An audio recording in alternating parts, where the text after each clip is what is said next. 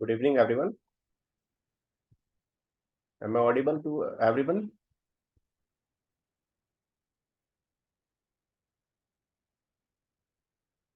I suppose I am audible. So today we'll be starting microbiology second class, second lecture of microbiology. In last class, we have read about history and introduction of microbiology. And today we will be studying about uh, bacteriology, morphology and physiology of bacteria. Okay, I think the slides are visible now. Morphology and physiology of bacteria. In last class, we have read that in microbiology, we study about those microorganisms which cause human disease. And these organisms can be divided into bacteria, virus, fungus, parasites, or prions as well. So today we will be studying about an important member or the important part of microbiology in which we study about bacteria, different types of bacteria which cause human disease. So these bacteria have some morphology and the physiology through which they go through, we will study in this class. Okay, first of all, let us see what are the objectives of the today's class. So today's class objectives are to define the term prokaryote and eukaryote. Second, to understand different shapes of bacteria. What are the different shapes of bacteria in which they exist and cause disease? And to describe bacterial anatomy in detail, to explain about bacterial growth curve, and to know the factors affecting bacterial growth. So, in introduction, we will be studying that living organisms can be classified into three kingdoms. Either it can be plant kingdom, animal kingdom, or protista. Under protista, microorganisms are classified as prokaryotes and eukaryotes.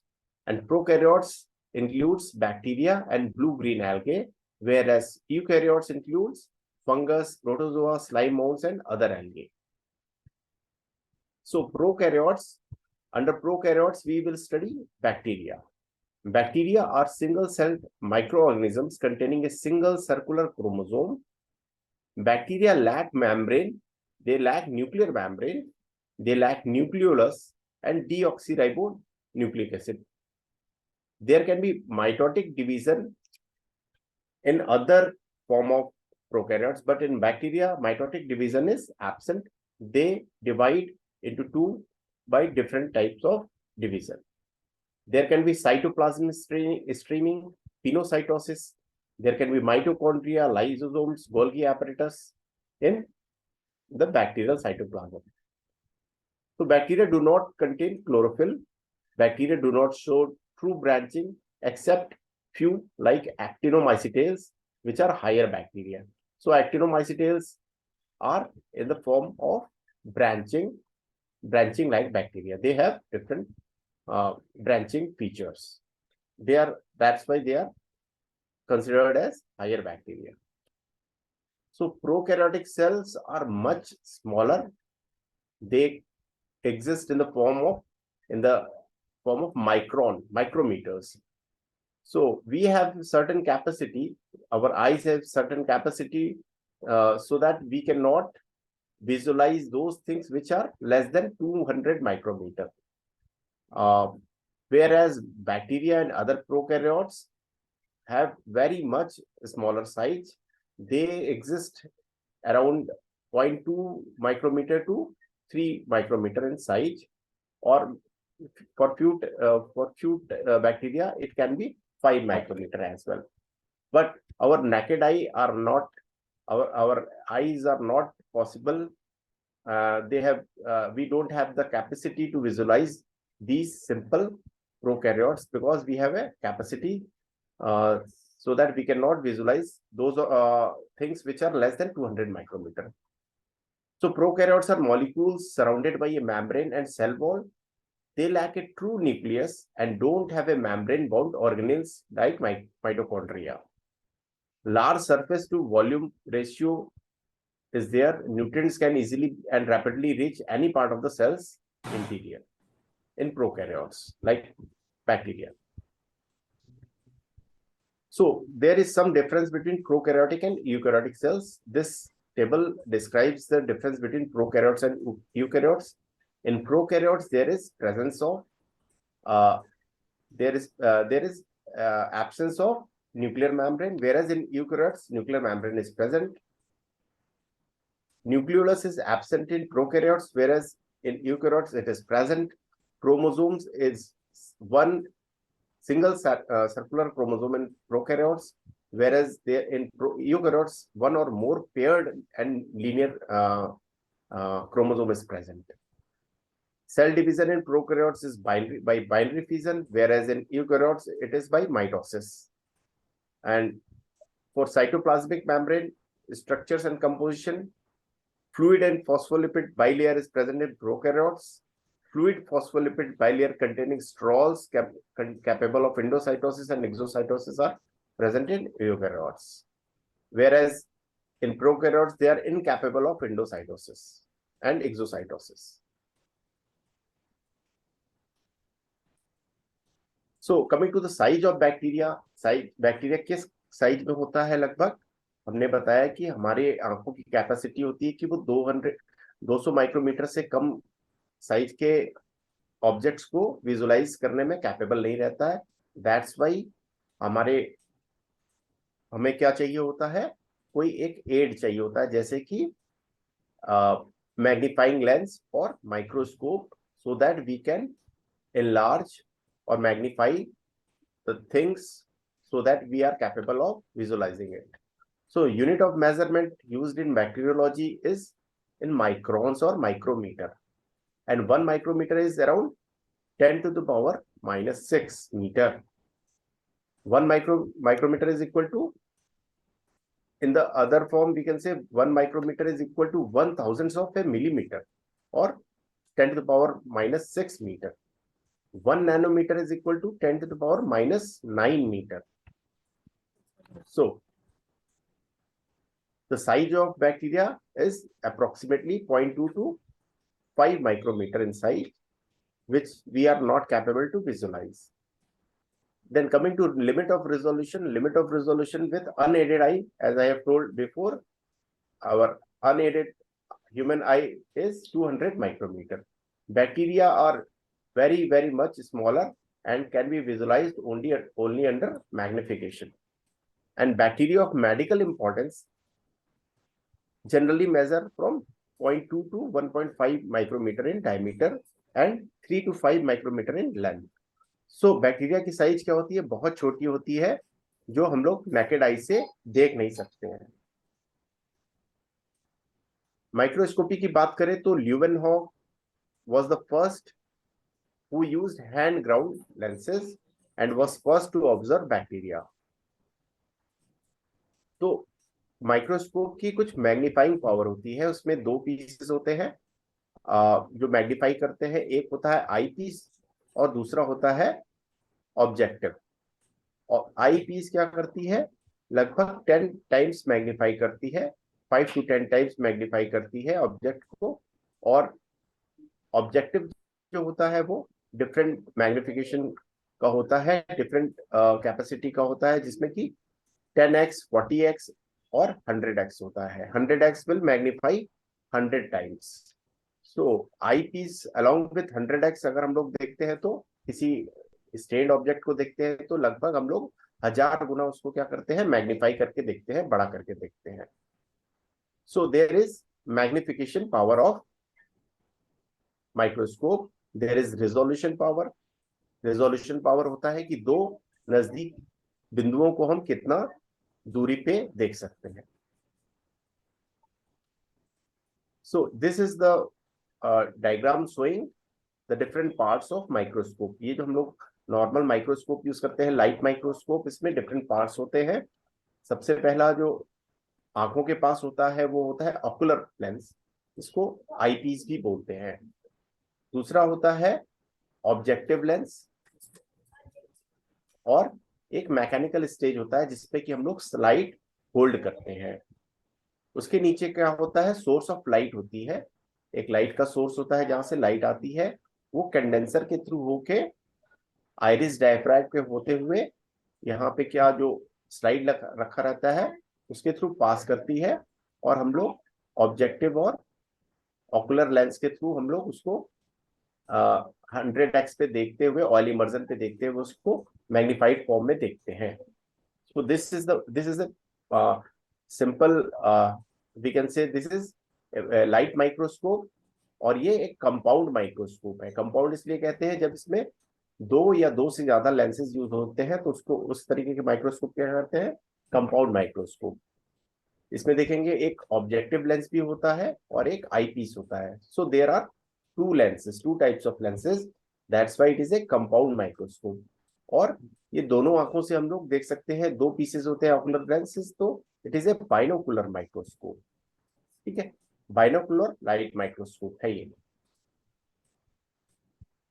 So there can be different types of microscope. कितने तरीके के हो सकते हैं, पहला है optical और light microscope जिसका हम लोगों ने अभी डायग्राम देखा। दूसरा हो सकता है फेस कंट्रास्ट माइक्रोस्कोप।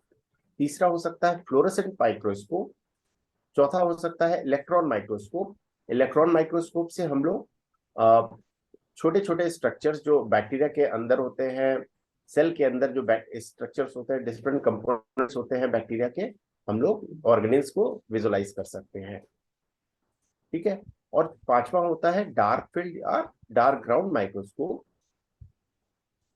तो ये 5 तरीके के माइक्रोस्कोप है, जिसमें से नॉर्मली जो हम लोग माइक्रोबायोलॉजी में या तो लैब में जो यूज करते हैं वो है लाइट माइक्रोस्कोप, जिसका डायग्राम हमने अभी दिखाया। फिर हम लोगों को क्या होता है, बैक्टीरिया को विजुलाइज करने के लिए, देखने के लिए कुछ स्टेनिंग टेक्निक्स यूज करनी पड़ती हैं।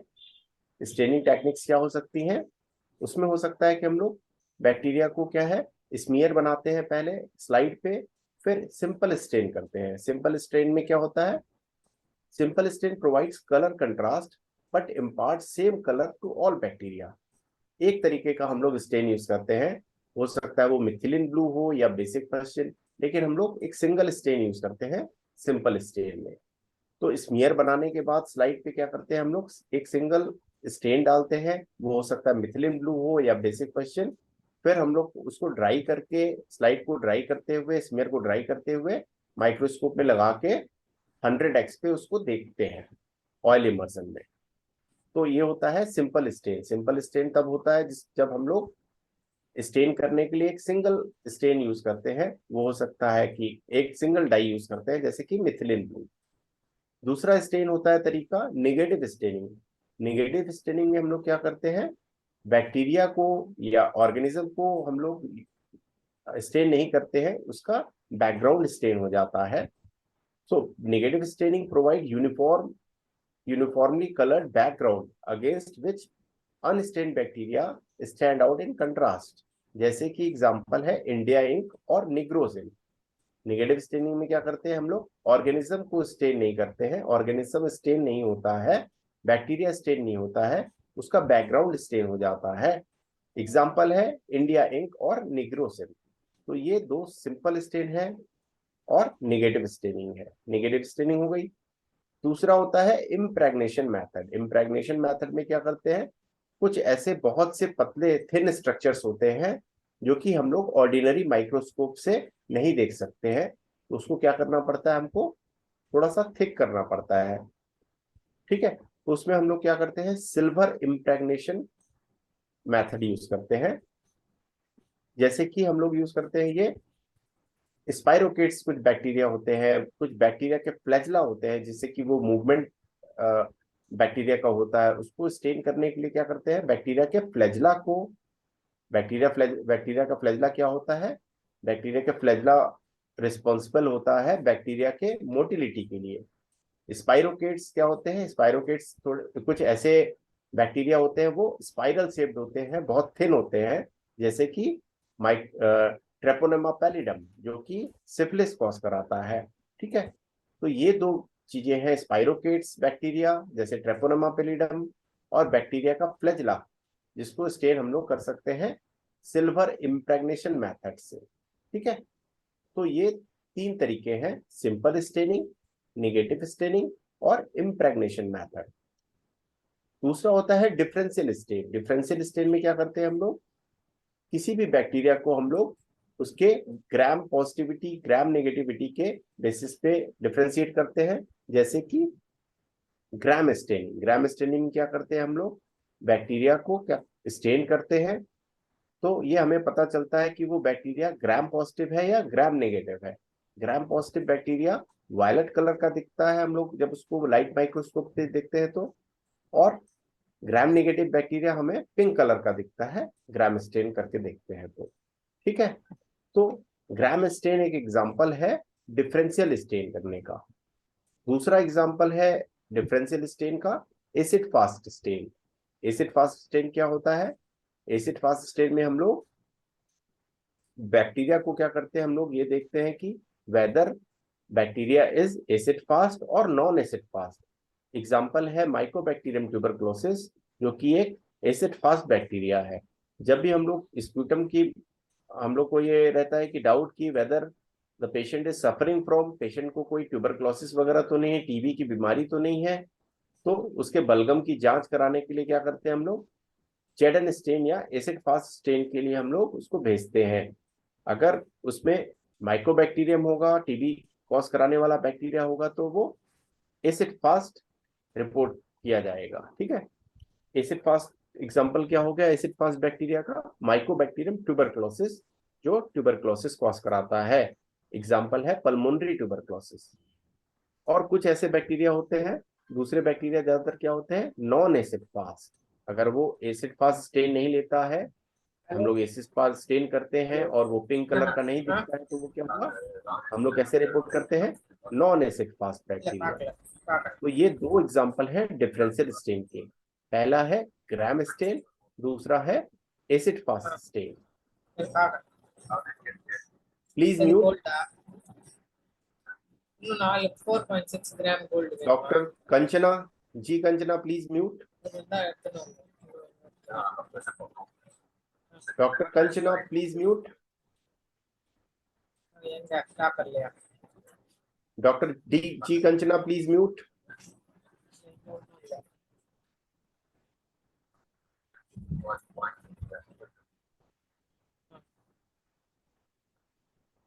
तो हम लोग अब शेप ऑफ बैक्टीरिया देखेंगे, इस शेप में बैक्टीरिया एग्जिस्ट करते हैं।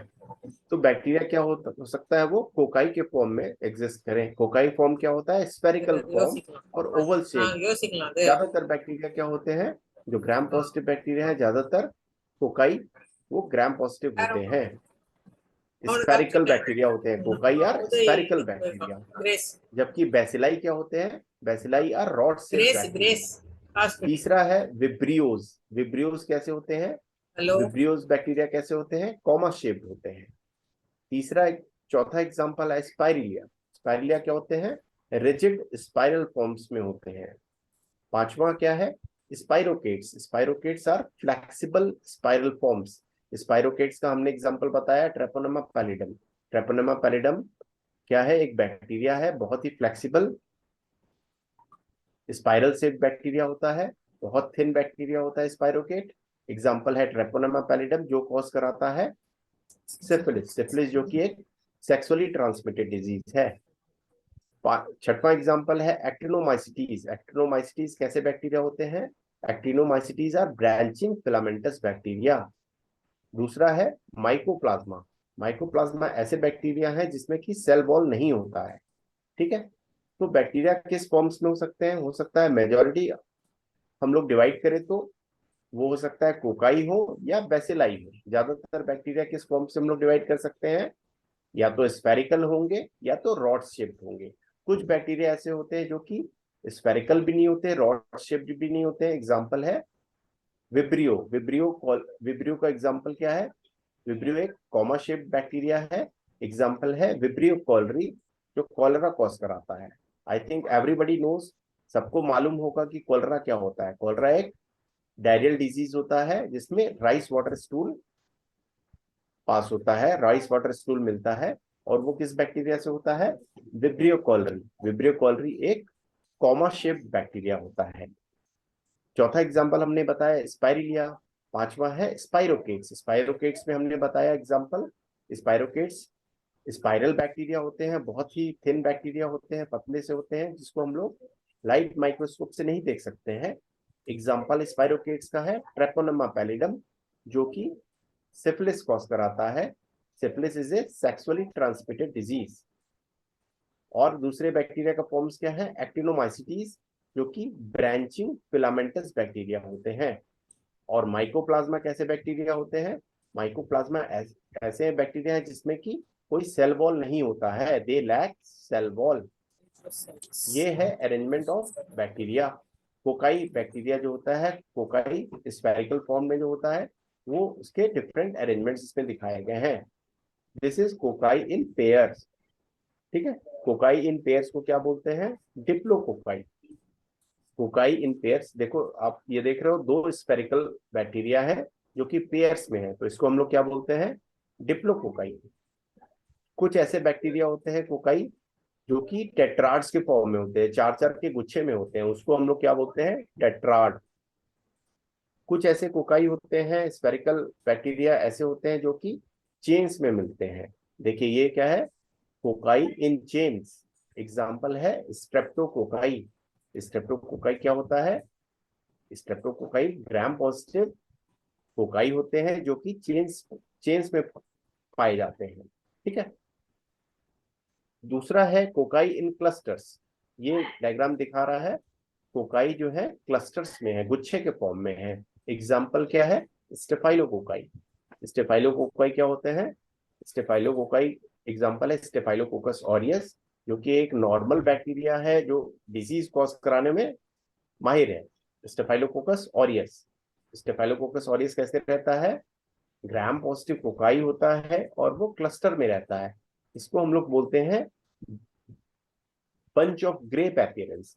अंगूर के गुच्छे की तरह ये नजर आता है स्टेफाइलोकोकाइस। जब हम लोग इसको स्टेन करके देखते हैं, ग्राम स्टेन करके माइक्रोस्कोप में देखते हैं, तो कैसा दिखता है, बंच ऑफ ग्रेप अपीयरेंस होता है इसका। ठीक है, तो ये हो गया स्टेफाइलोकोकाई। दूसरा है सार्सिनिया। सार्सिनिया क्या होता है, ग्रुप ऑफ 8, ये 8 के गुच्छों में पाया जाता है। ठीक है, तो these are examples of cocci जिसका कि डिफरेंट अरेंजमेंट्स होते हैं। कुछ होते हैं पेयर्स में जिसको डिप्लोकोकाई हमने बोला, कुछ होते हैं टेट्राड्स में, कुछ होते हैं चेन्स में, कोकाई चेन्स में, एग्जांपल है स्ट्रेप्टोकोकाई। कुछ कोकाई ऐसे होते हैं जो कि क्लस्टर्स में होते हैं, गुच्छे के फॉर्म में होते हैं, एग्जांपल है स्टेफाइलोकोकाई। ठीक है, स्टेफाइलोकोकाई एक कॉमन डिजीज कॉजिंग बैक्टीरिया है।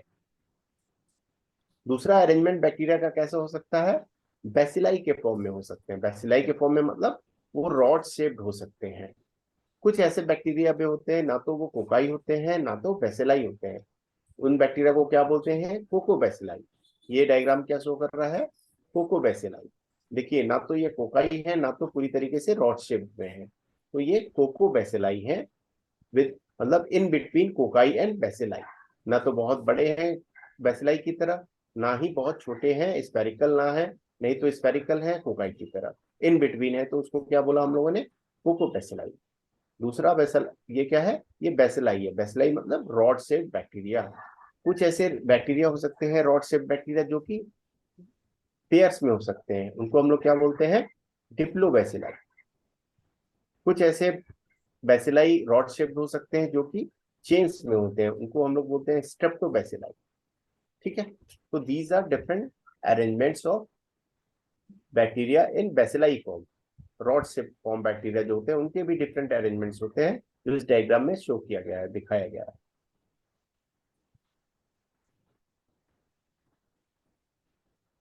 ये दूसरे फॉर्म्स है कुछ बैक्टीरिया के, जैसे कि ये कॉमा शेप्ड है। ये बैक्टीरिया क्या है, ना तो ये कोकाई के फॉर्म में आता है ना तो बेसिलाई है। बेसिलाई भी है तो वो थोड़ा सा मुड़ा हुआ है, टेढ़ा है, इसको क्या है बोलते हैं, कॉमा शेप्ड बैक्टीरिया।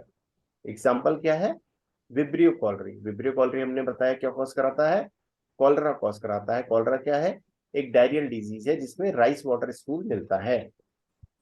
दूसरा ये फॉर्म क्या है, स्पाइरिलिया। स्पाइरिलिया भी क्या होते हैं, ये ये क्या होता है, स्पाइरल शेप्ड होते हैं। तीसरा एग्जांपल क्या है, डिफरेंट फॉर्म ऑफ दूसरे फॉर्म बैक्टीरिया का क्या है, स्पाइरोकेट्स। स्पाइरोकेट्स क्या होते हैं, बहुत ही थिन स्पाइरल शेप बैक्टीरिया होते हैं, इसमें इंडोफ्लैजिला पाया जाता है, जिससे कि ये मोटाइल रहते हैं और ये आसानी से लाइट माइक्रोस्कोप में नहीं देखे जा सकते, ना ही हम लोग इसको ग्राम स्टेन करके देख पाते हैं, क्योंकि ये बहुत ही थिन होते हैं, बहुत पतले होते हैं। तो इसको हम लोग कैसे देखते हैं, सिल्वर इम्प्रेग्नेशन मेथड करके देखते हैं लाइट माइक्रोस्कोप में, ऑयल इमर्जन पे, ठीक है, या तो डार्क ग्राउंड माइक्रोस्कोपी करके देख सकते हैं। तो these are different other forms of bacteria other than cocci and bacilli, ठीक है। नॉर्मल फॉर्म्स जो ज्यादातर बैक्टीरिया कैसे होते हैं, या तो वो कोकाई होते हैं, कोकाई मतलब स्फेरिकल फॉर्म में होते हैं, या तो वो रॉड शेप्ड होते हैं, जिसको हम लोग बेसिलाई कहते हैं। कुछ ऐसे बैक्टीरिया भी होते हैं जो कि ना तो कोकाई होते हैं ना तो बेसिलाई होते हैं पूरी तरीके से। ये उसके कुछ एग्जाम्पल हैं। कॉमा शेप्ड हमने बताया, विब्रियो कॉलरी जो कॉलरा कॉज कराता है वो होता है कॉमा शेप। और ये दूसरा है स्पाइरोकेट, एग्जाम्पल है ट्रेपोनोमा पैलिडम जो कि सिफिलिस कॉज कराता है। तो एनाटॉमी ऑफ बैक्टीरियल सेल देखा जाए तो उसमें क्या होता है, एक आउटर लेयर होता है जिसमें दो कंपोनेंट होते हैं। आउटर लेयर क्या होता है बैक्टीरिया का, जिसमें दो कंपोनेंट होते हैं, एक तो उसका रिजिड सेल वॉल होता है, दूसरा होता है साइटोप्लाज्मिक मेम्ब्रेन, ठीक है, जो कि सेल वॉल के अंदर पाया जाता है। तो ये हो गया आउटर लेयर। अंदर में क्या होता है, साइटोप्लाज्म होता है बैक्टीरिया में, साइटोप्लाज्मिक इंक्लूजन्स होते हैं जिसमें कि राइबोसोम, मीसोसोम और न्यूक्लियस पाया जाता है। कुछ एडिशनल स्ट्रक्चर भी होते हैं बैक्टीरिया में, जैसे कि प्लाज्मिड। प्लाज्मिड क्या होता है, एक एक्स्ट्रा सेलुलर क्रोमोसोमल मटेरियल होता है, extra chromosomal genetic material. Extra chromosomal genetic material को क्या कहते हैं बैक्टीरिया में, प्लाज्मिड बोलते हैं। दूसरा क्या हो सकता है, स्लाइम लेयर हो सकता है, कैप्सूल हो सकता है। कई बैक्टीरिया में क्या होता है, कैप्सूल होता है। एग्जाम्पल क्या है, स्ट्रेप्टोकोकस निमोनी जो कि निमोनिया कॉज कराता है। उसमें क्या होता है, बाहर की तरफ एक कैप्सूल पाया जाता है। ये कैप्सूल हेल्प करता है उसके विरुलेंस फैक्टर में, डिजीज कॉजिंग उसकी कैपेसिटी बढ़ाता है स्ट्रेप्टोकोकस निमोनी की। और ये कैप्सूल क्या करता है, फैगोसाइटोसिस से भी बैक्टीरिया को बचाता है। और दूसरे एडिशनल स्ट्रक्चर क्या होते हैं, फ्लैजिला हो सकता है। फ्लैजिला क्या करते हैं, फ्लैजिला हेल्प करते हैं बैक्टीरिया को मोटिलिटी में, एक जगह से दूसरी जगह मूव करने में बैक्टीरिया को कौन हेल्प करता है, फ्लैजिला हेल्प करता है। दूसरा स्ट्रक्चर क्या हो सकता है, फिम्ब्रिए, जिसको हम लोग पिलाई भी बोलते हैं। फिम्ब्रिए और पिलाई बैक्टीरिया को क्या करता है, एडहेर करने में, अटैच करने में कहीं पे हमारे बॉडी स्ट्रक्चर में। मान लो कि इकोलाई वगैरह है, वो क्या करता है, पिलाई और फिम्ब्रिए के थ्रू हमारे सिस्टम में, हमारे बॉडी में अंदर जाके अटैच करता है। उसको क्या बोलते हैं, फिम्ब्रिए या पिलाई। दूसरा स्ट्रक्चर क्या हो सकता है एडिशनल स्ट्रक्चर बैक्टीरिया के, स्पोर। स्पोर्स क्या होते हैं, रेस्टिंग स्टेज में कई बैक्टीरिया क्या होता है, स्पोर्स के फॉर्म में पाए जाते हैं। तो these are different anatomical forms of anatomy of bacteria. Now coming to structure and function of cell components. सबसे पहले हमने बताया कि आउटर मोस्ट क्या होता है, सेल वॉल होता है, जिसके बाद क्या होता है, साइटोप्लाज्मिक मेम्ब्रेन उसके अंदर पाया जाता है। सेल वॉल क्या होता है, लगभग बैक्टीरिया का आउटर मोस्ट स्ट्रक्चर क्या होता है, सेल वॉल, जो कि लगभग 10 to 25 नैनोमीटर थिक होता है। और इसमें क्या पाया जाता है, इस सेल वॉल में पेप्टिडोग्लाइकॉन पाया जाता है, पेप्टिडोग्लाइकन, और क्या होता है, म्यूकोपेप्टाइड पाया जाता है, ठीक है। तो cell wall carries bacterial antigens. Bacterial antigens जो होते हैं किसमें होते हैं, बैक्टीरिया के सेल वॉल में होते हैं। एंड यही यही क्या होता है, सेल वॉल के जो ये स्ट्रक्चर होते हैं सेल वॉल में, they are important in virulence and immunity. Immunity develop करने में, हमारे में इम्यूनिटी डेवलप कराने में इन्हीं का सहयोग होता है। Chemical nature of cell wall helps to divide bacteria into broad groups. Gram positive और ग्राम नेगेटिव बैक्टीरिया भी हम लोग किसकी बेसिस पे बताते हैं, उसके सेल वॉल के कंपोजिशन के हिसाब से वो क्या होता है, या तो ग्राम पॉजिटिव होता है या तो ग्राम नेगेटिव होता है। ग्राम पॉजिटिव बैक्टीरिया हमको ग्राम वायलेट कलर का दिखता है जब हम लोग उसको माइक्रोस्कोप पे देखते हैं स्टेन करके, और gram negative bacteria pink colour का दिखता है, जिससे कि हम लोग डिफरेंशिएट कर लेते हैं कि ये ग्राम पॉजिटिव है, ग्राम नेगेटिव है, उसकी बेसिस पे हम लोग एंटीबायोटिक वगैरह दे सकते हैं। ग्राम पॉजिटिव बैक्टीरिया के लिए एंटीबायोटिक डिफरेंट होते हैं और ग्राम नेगेटिव बैक्टीरिया के लिए डिफरेंट होते हैं। तो gram positive bacteria have similar chemical nature then gram negative bacteria. Several antibiotics में interfere with cell wall synthesis, जैसे कि पेनिसिलिन, सिफेलोस्पोरिन, ये सब क्या करते हैं, पेनिसिलिन और सिफेलोस्पोरिन क्या करते हैं, सेल वॉल सिंथेसिस को इनहिबिट करते हैं।